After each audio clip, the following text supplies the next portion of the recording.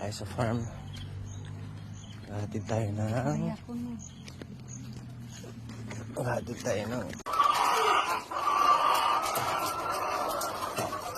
good size na rin yan. Pwede na. Yan.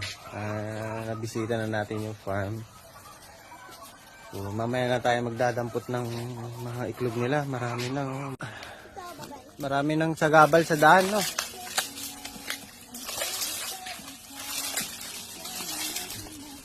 Kita nyo yan, yung kuryente na yan. Connection namin yan. So, kailangan talagang malinisan sa mga paligid-ligid niya. Hello guys, yan. Start na tayo mag-harvest ng iklog.